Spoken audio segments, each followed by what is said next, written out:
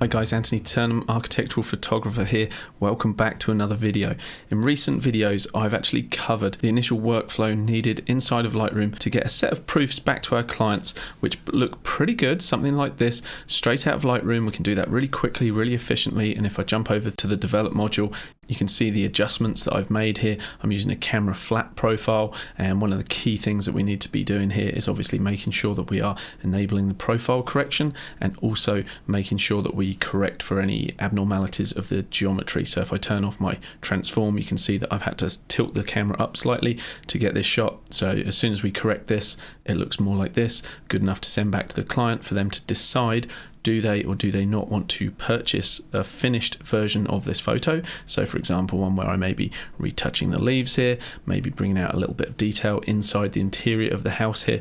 Haven't got to that bit yet, but that is the purpose of the next few videos of how do we actually get the finishing polish onto the photos that the client actually selects. And along the way, I'll be discussing how I actually do my pricing, how I actually present the photos to the client, and where we go from here. So if I press G to jump into the library, you can see these are all the photos that I actually sent through to the client. So you should be able to get an overall sense of the project and what I was able to send back to the client. And this was captured in about maybe 3 to 4 hours. In fact, let's have a look. Let's have a look when we started. This was 11:47 a.m. through till 4:13. So I'm on site for 4 hours 20 minutes to capture these photos.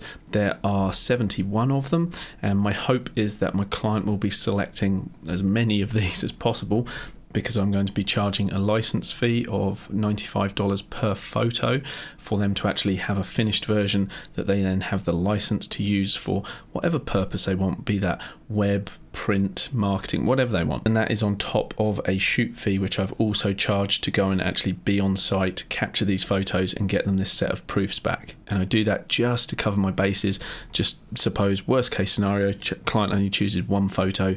That would be an absolute disaster in terms of an investment of time. That's never happened, but look, just having that broken into two parts where you can charge a shoot fee and a per image license fee is just a nice clean system that covers you and also allows the client to select the photos they want and then only be paying for those photos that they want to use. The other plus side to that is you're not spending time doing extensive editing on photos that aren't going to make the final cut. And the next question is, what photos did actually make the final cut? Well, I've got my email back from my client. They've gone through the watermarked proof photos and they've just sent me a list of numbers of the ones they want. So I'll normally have my email open on my secondary monitor, and that will have a list of their selections, and sometimes it includes instructions for specific things that they want edited. But more often than not, clients just trust me to create a polished version of the photos that they're looking at as proofs, and they're normally really happy with them. And because you can't see my secondary monitor, I've just copied the little bit of the email that has the numbers listed in there, and so I think I'm just going to break those down into a nice easy to read list. And now you might think that I'd just come through with my picking tool, putting a flag on the ones that I want, but I actually use my flag for a different purpose, which I'll show you later. So instead what I do is actually choose the spray can tool, come to keywords, and in the keyword section I write select, and from there I start at the top. I can see my file name right here, so this is 01, so I just click that because I know that I have number 1, they want number 2, they want number 4. And just while I'm selecting number 1 and 2, you'll notice that unlike most of the other stacked photos where I have sets of 5 images, 1, 2, 3, 4, 5 of them, bracketed photos that I can work with, these initial 2 actually have 10. And the reason they have 10 is because the sun is actually captured in the photo. I'm getting a lot of lens flare coming through and coming across the front of the building, and I've learned from experience that's not fun to try and touch that up in Photoshop. And so what I do is I take a set of images that has the sun in the frame, getting all this flare, and then I take another set of images with my hand covering the sun, and that's going to allow me to grab a nice clean frame of the house. So for example, this one here where I have none of those light baubles just working their way across the front of the house, and so it's going to be pretty easy for me to borrow the sky from the other shot, combine it with this one, and that way I'm not going to have any of these light flares to deal with. This little bit on the concrete, don't have to worry about any of that. Anyway, I digress. Let's go back to selecting these photos. So we had 1 and 2, we had number 4, and as I scroll down, it's kind of a heartbreaker when you've taken certain photos and you see that the client hasn't selected them. So I really like these ones showing the end of the building here, this shot here as well with the garage. Photographically, I like this, but it's not right for the client. As they actually said to me one time, we're not selling garages, we're selling homes. And so you've got to keep in mind what actually appeals to your client, why they're sending you there to photograph the job. And as long as you keep that in mind, you're in a pretty good place. But I always like to capture additional shots for them, more than what I think they're going to want, just so that they've got options, because they might want the garage. It might be a real key feature for them. And if I come back and don't have that as an option, they're going to come back to me and say, where's the garage? So I always cover myself. I've said that in previous videos. Just make sure you cover yourself while you're on site. Cover more than what you expect you're going to need. For example, I'm now shooting bracketed sets of 7 rather than 5, and although I'm not going to need 7 different photos of this exposure, but I am aware of how bright it is with the window light coming through, and so I'm just making sure that I have content in my raw photos to pull that highlight back if I need to. And as we scroll down, they're not wanting any of these. Oh, heartbreaker. Down to 45. Why are they not choosing any of the bathroom? Okay, the mysteries. Okay, 49, they want that one. Okay, they've got 1 bathroom. And I always find it really interesting seeing what the client has actually selected. They don't want any of these, and they're going to go for this one. And that's quite good. Now and again, you might shoot something like this. This is a dead straight shot. I want it to be elevated like this. And so you can actually, of course, see me in the window. I also have, within this bracketed set, I've turned around and shot what the window would have seen, and so I can actually take a slice of this photo if I needed to and actually combine it into this photo, thus removing the dorky photographer. And you'll also notice that I'm not shooting on a tripod here. Tripods are so difficult to use inside of bathrooms. You'd know that small spaces, very, very difficult. And so I'll often use this approach where you can see I've just wedged my head up against the furthest point I can get back. I'm not breathing at this point, and I'm rattling off a set of photographs, and normally that means that I'm going to have to change my settings quite considerably for hand holding. I've got a vibration reduction on the lens, and some of you may have systems on your camera bodies as well that can also help reduce those vibrations. But in any case, you can see that I've dropped down to a 25th of a second, f5.6 rather than my usual f8 or f11, which is what I prefer. And I usually like to shoot at the native ISO lowest level, ISO 64. Here I'm at ISO 200. Don't want to push it too high, but by changing that to f5.6, ISO 200, and that allows me to move away from slow shutter speeds that are just too slow to hand hold. And so at a 25th of a second, I feel like I'm good enough to shoot a nice sharp image. And as I come in here and move around the frame, I wouldn't say it's tack sharp, but it's pretty blooming sharp.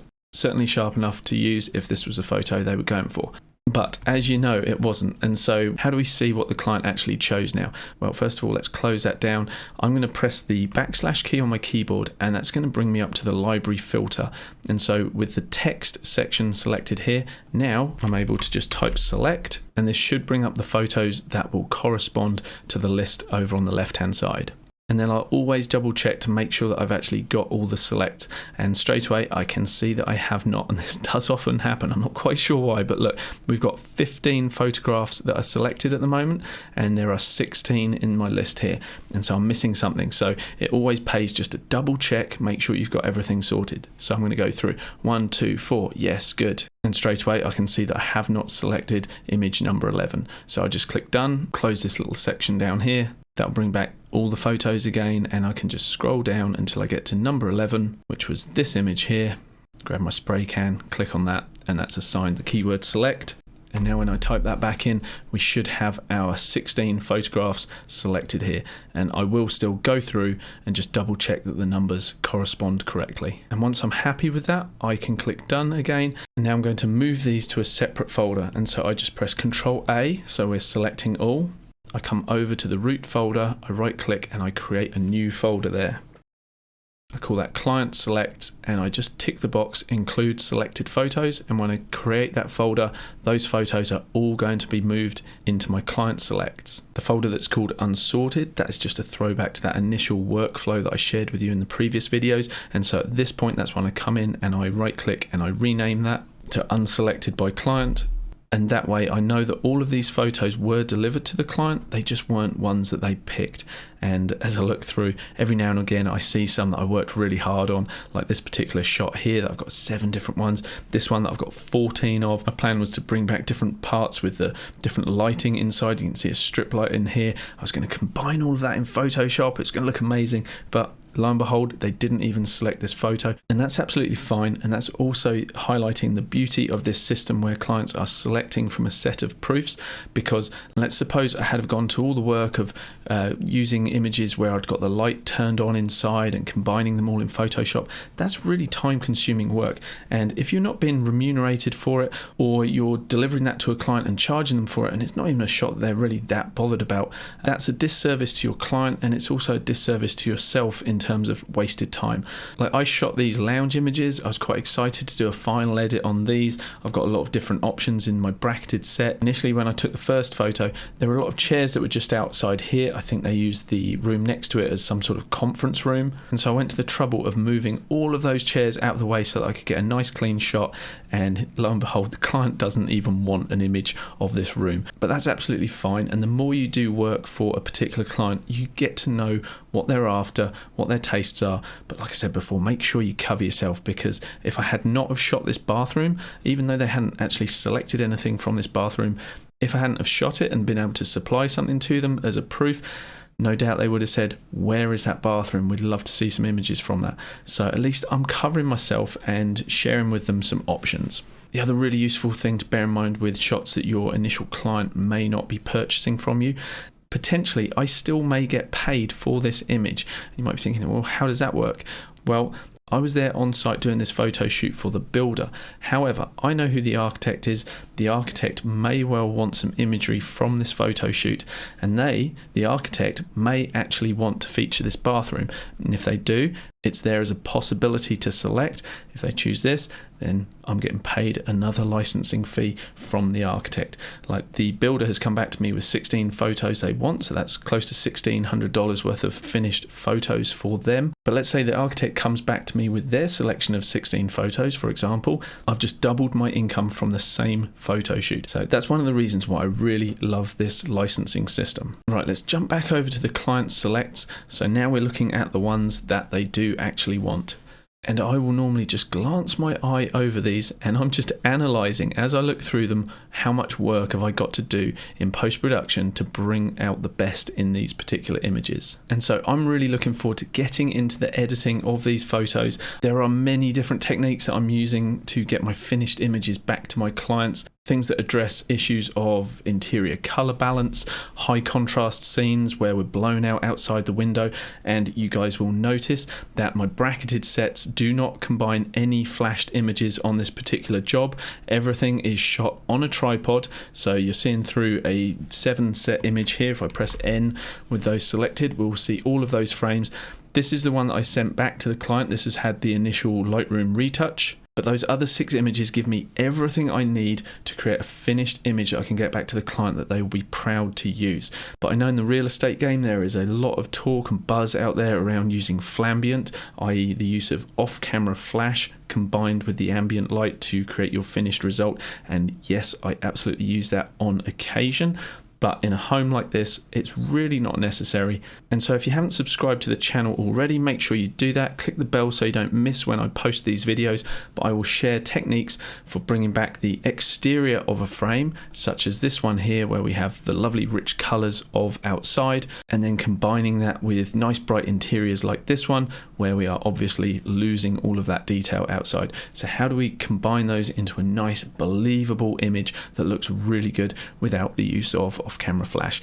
Well, yeah, like I say, I'll share all of that with you guys, so stay tuned. Hope you've enjoyed this video. Give me a thumbs up if you have, and I will see you in the subsequent videos where we're going to make sure that images like this look absolutely beautiful.